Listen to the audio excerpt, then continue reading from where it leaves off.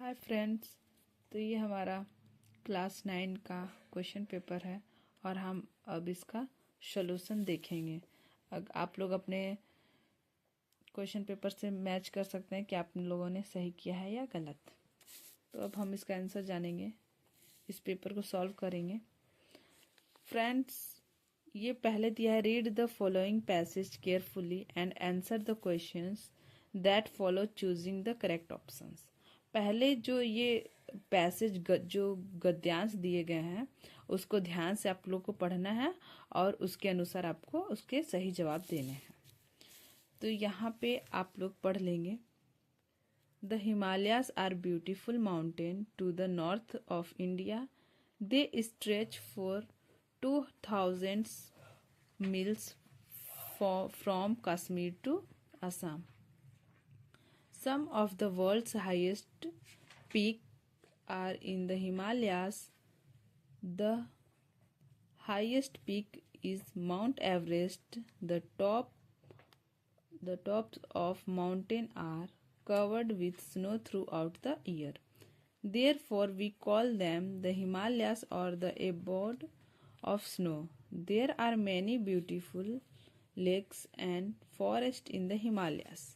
Many passages connect India with Tibet, Turkestan, and Afghanistan.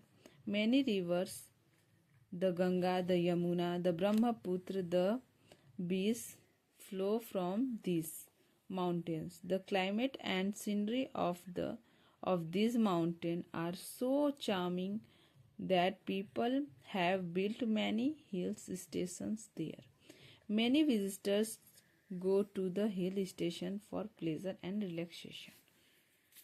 तो हम लोगों ने इसको पढ़ लिया। अब इसके अनुसार हम लोग इसका आंसर देंगे। Where is the Himalaya situated. अब पूछा है कि हमारा जो हिमालय है वो कहाँ सिचुएटेड है। तो देखिए कहाँ है हमारा, नॉर्थ इंडिया में। तो ऑप्शन में हमारा दिया है यहाँ पे नॉर्थ इंडिया। तो हमारा आंसर क्या हो जाएगा, ये नॉर्थ इंडिया हमारा करेक्ट ऑप्शन हो जाएगा।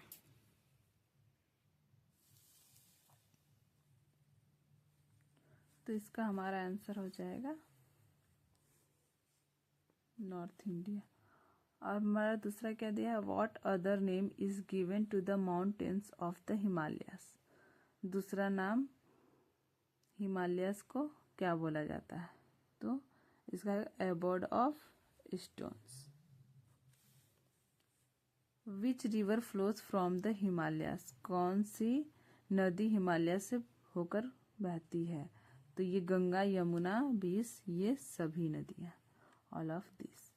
Choose the correct option to the answer the following. इसमें आपको करेक्ट आंसर इन चारों में से करेक्ट ऑप्शन चूज करना है। वी हैव यहाँ पे हो जाएगा कंप्लीटेड, क्योंकि पास्ट पार्टिसिपल हमारा वर्ब का कंप्लीटेड हो जाएगा।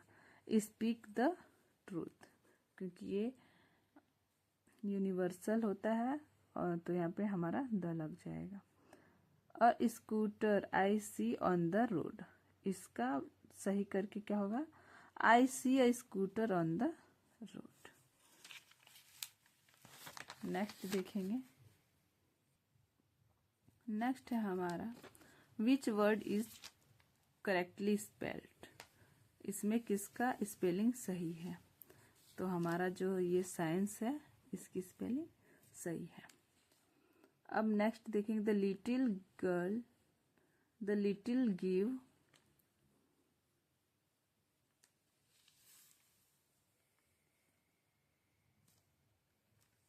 Refuse to wear sweater.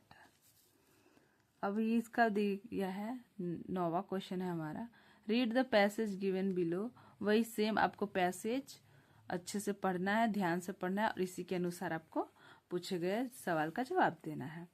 तो द ग्रैंड मदर रैप्ड हर इन, इसमें रैप्ड किया है इसको शॉल में, तो हमारा शॉल क्या हो जाएगा, आंसर हो जाएगा। इसको अच्छे से पढ़ने के बाद इसके अनुसार यहाँ पे आंसर देना है। The grandmother give the girls a clean hanky to clean nose. Based on understanding the prose lesson, choose the correct option to answer the following question. According to Margie, in old times the school were funny. ये आप लोगों के text से आया है, जो आप लोग बुक पढ़ते हैं उसके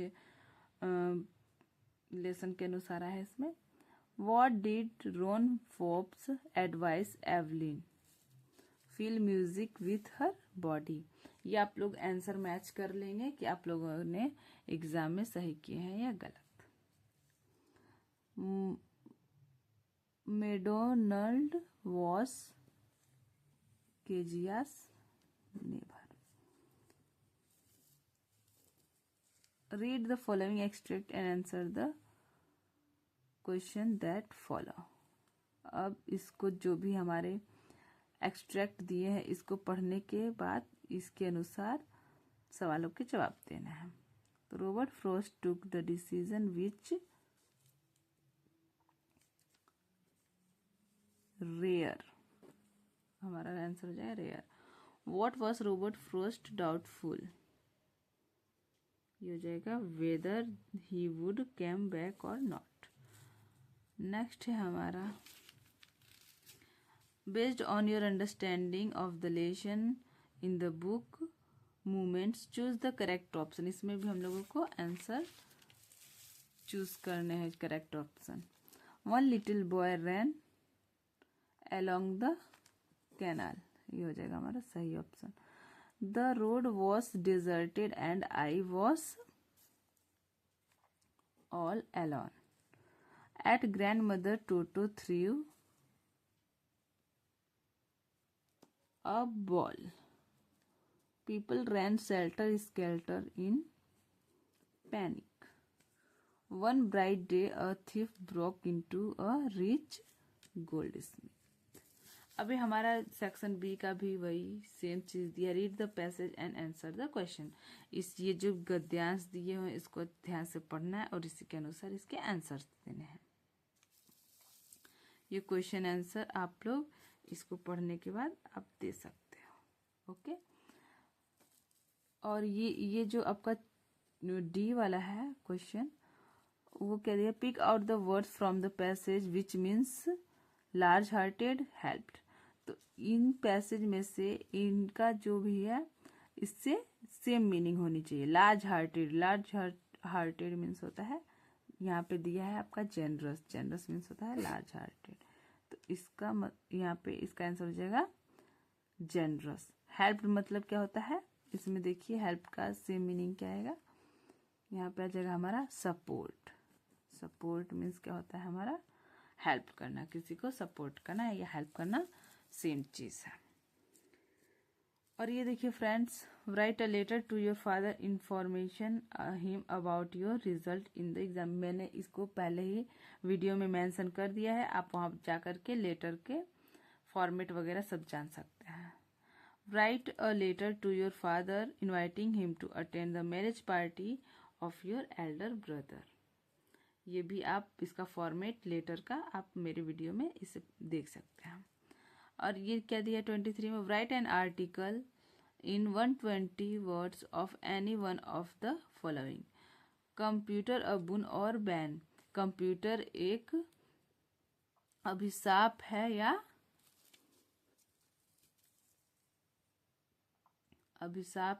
वरदान, उस पे आप लोगों को एक आर्टिकल लिखना है. नेक्स्ट है हमारा, नेक्स्ट देखेंगे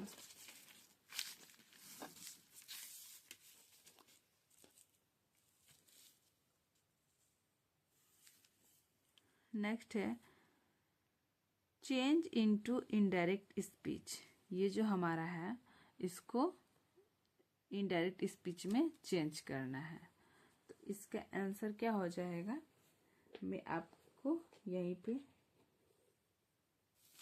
इसके साइड में ही इसका आंसर लिख देती हूँ.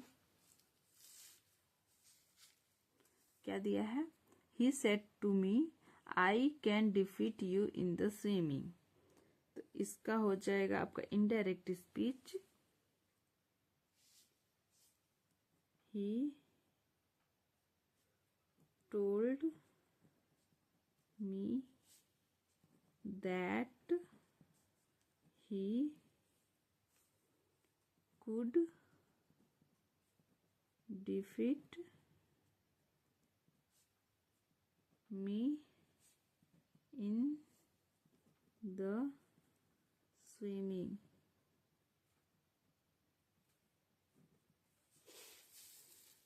ठीक, ये आप लोग देख लीजिएगा, आप लोगों ने सेम ऐसा ही लिखा है, या सही किया है या गलत, आप लोग मैच कर सकते हैं।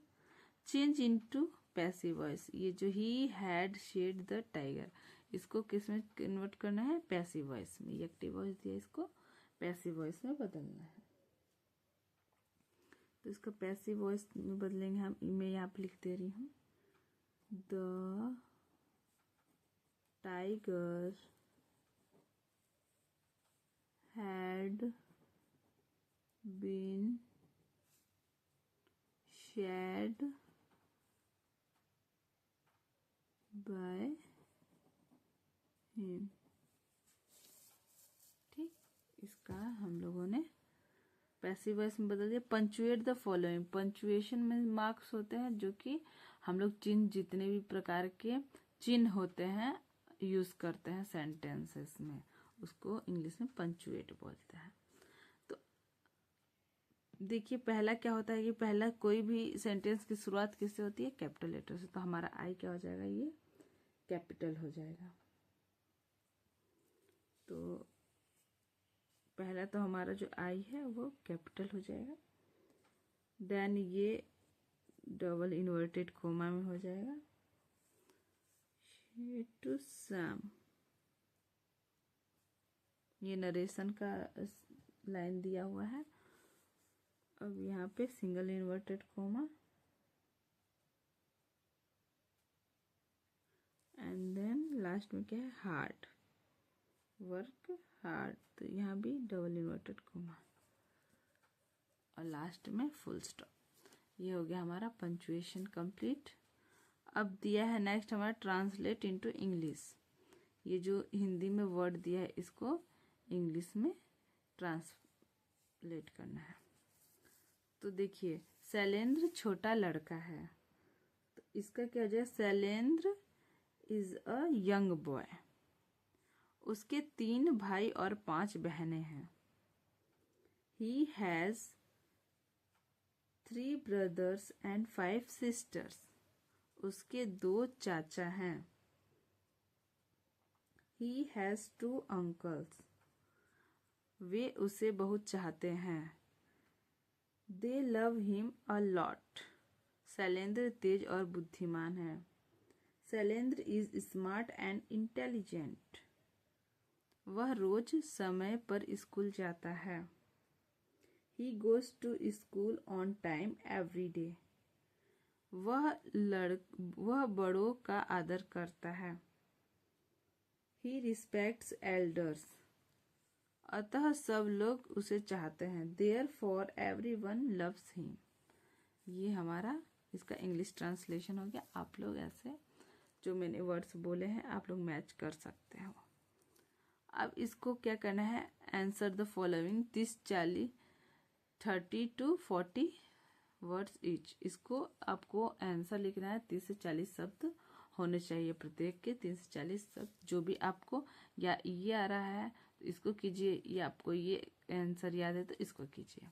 इन दोनों में से एक करना है। Answer any one of the following, इन दोनों में से भी कोई एक करना है।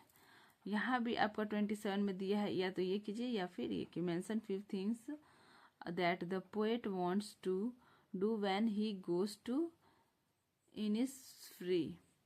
या फिर ये कर सकते हैं आप लोग, write 4 lines from any poems prescribed on your syllabus. और ये देखिए नेक्स्ट हमारा 28 है, write the central idea of any one. The road not taken, wind, rain on the roof. इस तीनों में से किसी का सेंट्रल आइडिया आप लोगों को लिखना है। Answer any one of the following 30 to 40 words. इसमें आपको 30 से 40 शब्दों में आपको आंसर देने हैं। Right any one of the following in about 60 words. इसको आपको 60 वर्ड शब्दों में इसके जवाब देने हैं, इन दोनों में से किसी एक का। इको। ऐसे ही मैं और भी आप लोगों के पेपर का सॉल्यूशन लेकर के आऊँगी। आई होप ये वीडियो आप लोगों को अच्छी लगी होगी। ऐसे ही और वीडियो के लिए हमारे चैनल को लाइक और सब्सक्राइब करें। Thank you.